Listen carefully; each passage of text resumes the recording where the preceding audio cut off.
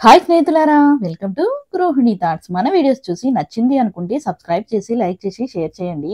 ఈ రోజైతే ఆంధ్రాలో ఎంతో ఫేమస్ అయిన మామిడికాయ మటన్ కూర చాలా టేస్ట్‌గా ఉంటుందండి. తినకపోతే తప్పకుండా ఒక్కసారి ట్రై చేయండి. ఇది మీకు ఫేవరెట్ అవుతుందనమాట. అంత బావుంటుంది. తప్పకుండా ట్రై చేయండి.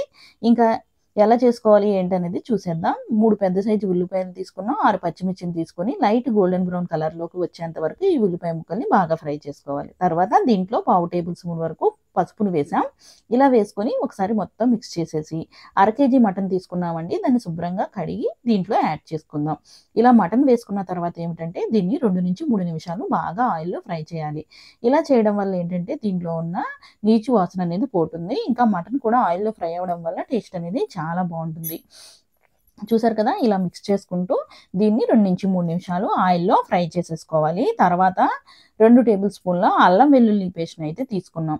ఈ అల్లం వెల్లుల్లి పేస్ట్ వేసి ఇది పచ్చి వాసన పోయేంత వరకు మటన్‌కి పట్టించి బాగా ఫ్రై చేయాలి. ఇలా మిక్స్ చేసుకుంటూ.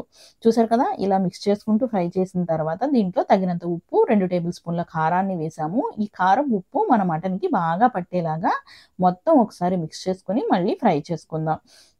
ఇప్పుడేంటంటే ఇలాగ కలపడం వల్ల మనం వేసిన కారం, ఉప్పు అనేది కూడా బాగా పడుతుంది మటన్‌కి.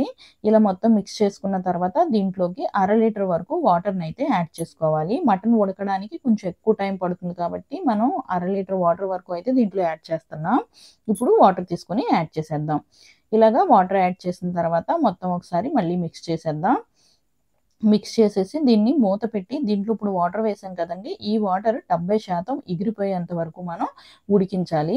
అప్పుడు వాటర్ అంతా కొంచెం దగ్గరికి అయ్యింది అని అనుకున్నప్పుడు మసాలా అనేది యాడ్ చేసుకోవాలి. మరి ఈ మసాలా రెడీ చేసుకోవడానికైతే మనకి ఏమేం కావాలో చూసేద్దాం. ఈ మసాలా దీంట్లో యాడ్ చేసుకోవడానికి మనకు కావాల్సింది 9-10 లవంగాలు, 4, 5 యాలకులు, ఒక స్పూను గసగసాలు, చిన్న దాల్చిన చెక్కని పేస్ట్ కింద చేసుకొని మనం దీంట్లో యాడ్ చేసుకోవాలి. కారం కొంచెం తక్కువ తింటాం అనుకునేవాళ్ళు ఈ మసాలా తగ్గించుకోవచ్చు. ఇలాగ మసాలాని పేస్ట్ చేసుకొని వాటర్ అంతా దగ్గరికి ఎగిరిన తర్వాత వేసుకొని కొంచెం వాటర్ అనేది యాడ్ చేసుకోవాలి. వేసుకొని ఇలాగ మొత్తం మసాలా అంతా మళ్ళీ మనం కూరకు పట్టాలి కదా! అందుకని చెప్పి ఒకసారి మిక్స్ చేసేసుకుందాం. తరువాత 2 మీడియం సైజు పుల్లటి మామిడికాయలను తీసుకొని ఇలాగా కట్ చేసుకోవాలి. కొంచెం మీడియం సైజు ముక్కలొచ్చేటట్టు మామిడికాయ ముక్కల్ని కట్ చేసుకోవాలి. ఇలా టెంకలు కూడా వేసుకుంటే కూరలో టేస్ట్ అనేది చాలా బావుంటుందనమాట. ఈ మామిడికాయ టెంకలు కూడా. చూసారు కదా! మామిడికాయలు కొంచెం పచ్చిగా ఉండేవి, పుల్లగా ఉండేవి.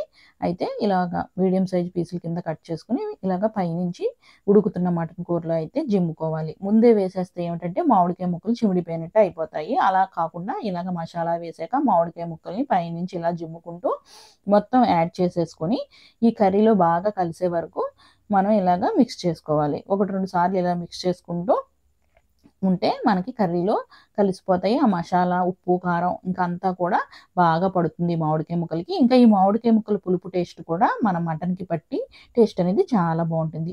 ఇంకా కూర దగ్గరికి ఎగిరింది, ఆయిల్ సెపరేట్ అయ్యింది అని అనుకున్నప్పుడు మనం స్టవ్ ఆఫ్ చేసుకుంటే సరిపోతుంది. చూసారు కదా! కూర అనేది బాగా రెడీ అయ్యింది. ఇంక ఈ మటన్ పీస్ అయితే టేస్ట్ చాలా బావుంటుంది. ఈ మామిడికాయ ఫ్లేవర్ పట్టి సాఫ్ట్‌గా ఉంటుంది. వేడి వేడి అన్నంలో తింటే మళ్ళీ మళ్ళీ తినాలనిపిస్తుందనమాట. అంత టేస్ట్‌గా ఉంటుంది. ఇది ట్రై చేసి ఎలా ఉంది ఏంటి అనేది తప్పకుండా కామెంట్ చేయండి. మన వీడియోస్ నచ్చితే మన ఛానల్‌ని సబ్స్క్రైబ్ చేసి, లైక్ చేసి, ఫాలో చేయండి. By bye friends.